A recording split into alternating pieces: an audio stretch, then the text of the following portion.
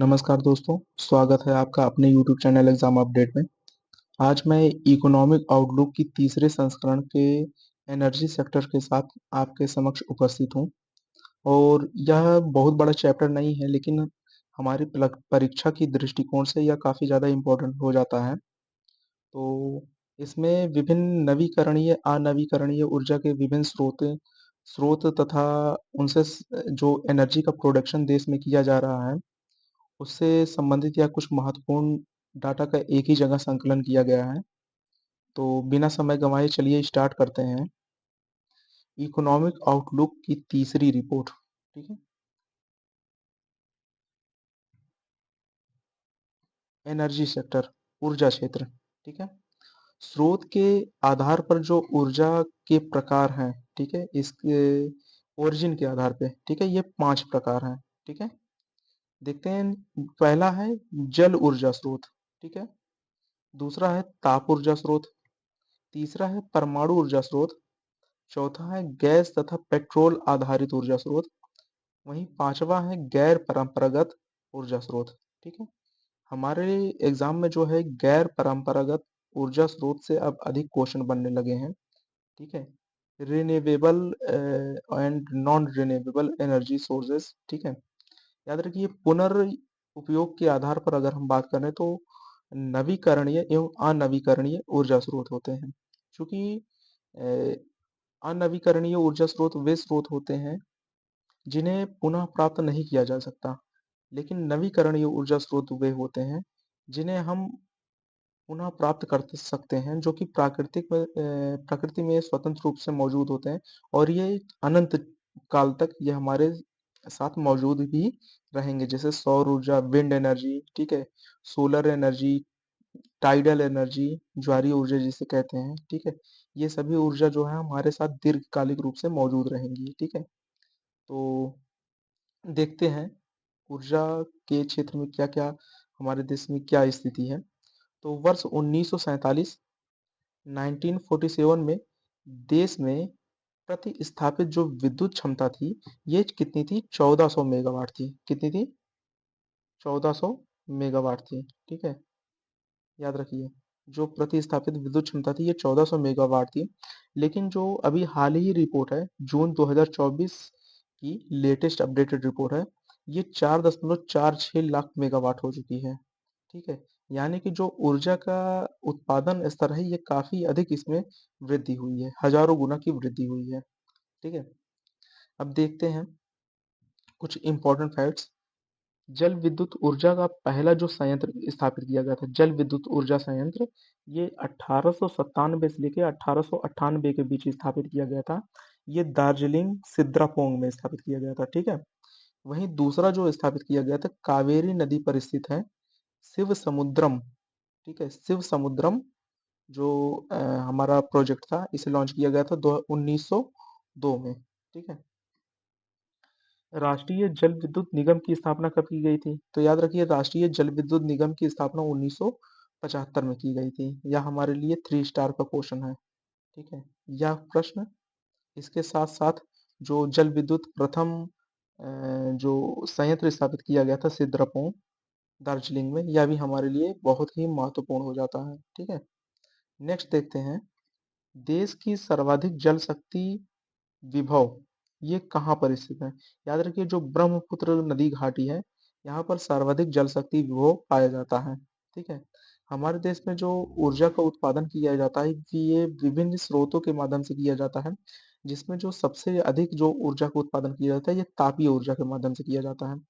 हमारे देश का लगभग 54.5% ऊर्जा का उत्पादन तापीय ऊर्जा के द्वारा, 33.2% नवीकरणीय ऊर्जा के द्वारा, जल विद्युत ऊर्जा के द्वारा 10.5%, वहीं नाभिकीय ऊर्जा के माध्यम से 1.8% ऊर्जा का उत्पादन किया जाता है।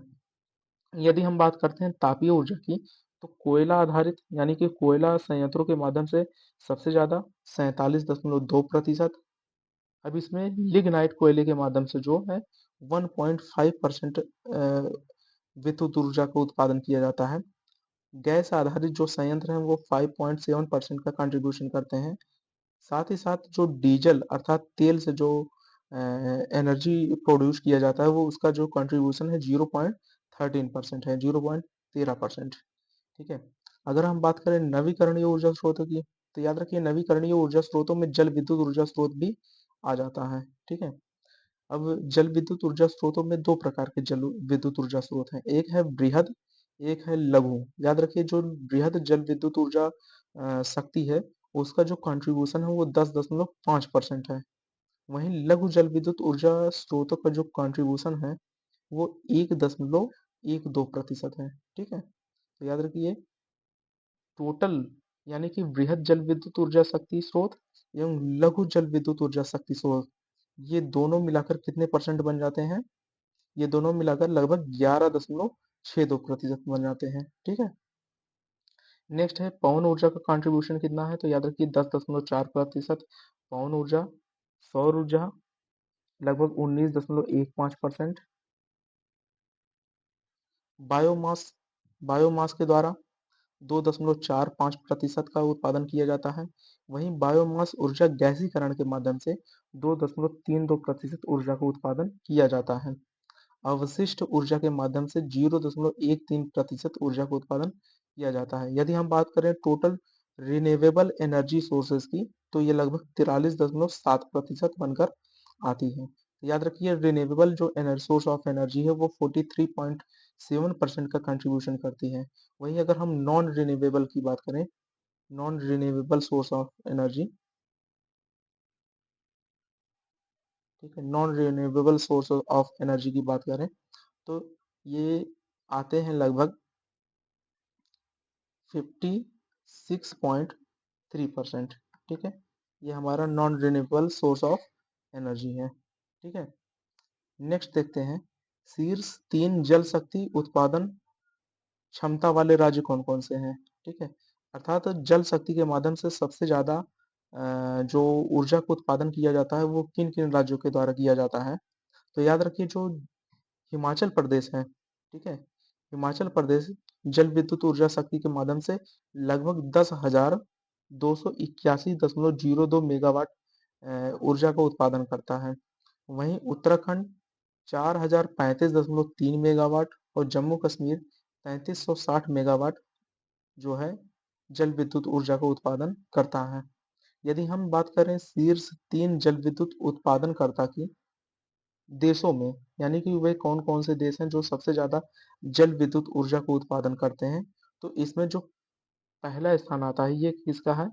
फर्स्ट प्लेस जो है ये चाइना का है। ठीक है, याद रखिए चाइना जो है वो जल विद्युत ऊर्जा का उत्पादन में पहले स्थान पर है, ब्राज़ील दूसरे स्थान पर, वहीं कनाडा तीसरे स्थान पर आता है। ठीक है, तो इस प्रकार से हम देखते हैं कि हमारा जो ऊर्जा सेक्टर का जितने भी महत्वपूर्ण प्रश्न थे, जितने भी बन सकते हैं हमारे महत्वपूर्ण प्रश्न, उन सभी का मैंने फैक्ट को कंप्लीट करा दिया है।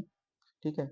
और यह जो इकोनॉमिक आउटलुक की जो अद्यतन तीसरी जो रिपोर्ट है उस पर यह आधारित थी। तो आई थिंक कि आपको यह वीडियो अच्छा लगा हुआ होगा, और यदि आपको यह वीडियो अच्छा लगा तो आप वीडियो को सब्सक्राइब जरूर करें, शेयर भी करें, इसके साथ-साथ कमेंट करें कि इनमें और कहाँ पर इम्प्रूव किया जा सकता है।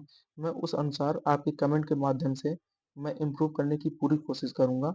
मिलते हैं नेक्स्ट वीडियो में। Thank you so much.